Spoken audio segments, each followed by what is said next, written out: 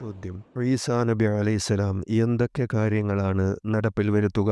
ഉത്തരം: നീതി സ്ഥാപിക്കും, കുരിശുകൾ തകർക്കും, പന്നികളെ കൊല്ലും, വഴക്കും പരസ്പര വിരോധവും ഇല്ലാതാവും, സാഹോദര്യം നിറമാടും. ചോദ്യം: ഈസാ നബി അലൈഹിസ്സലാം വിവാഹം കഴിക്കുമോ? ഉത്തരം: കഴിക്കും.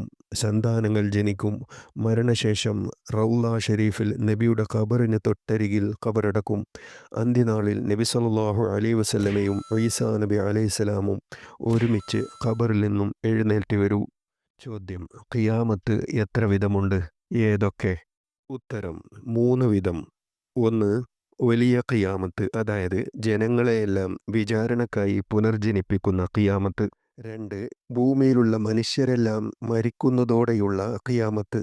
ഇതാണ് മധ്യ ഖിയാമത്ത്. 3. ഓരോ വ്യക്തിയുടെയും മരണം. ഇതാണ് ചെറിയ ഖിയാമത്ത്. ചോദ്യം: ദുനിയാവിൻ്റെ നാശം അടുത്തതിനെ സൂചിപ്പിച്ച് നബി സല്ലല്ലാഹു അലൈഹി വസല്ലം പറഞ്ഞതെന്താണ്?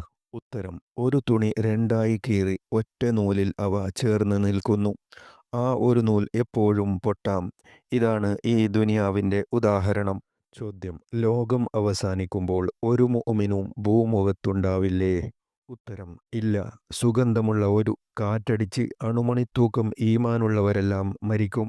ചോദ്യം: ഈസാ നബി അലൈഹിസ്സലാം ഭൂമിയിൽ എത്ര കാലം ജീവിക്കും?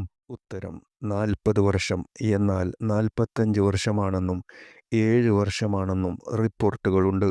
ചോദ്യം: ദീൻ നശിച്ചില്ലാതാവുന്നതിനെക്കുറിച്ച് നബി സല്ലല്ലാഹു അലൈഹി വസല്ലം എന്താണ് പറഞ്ഞത്?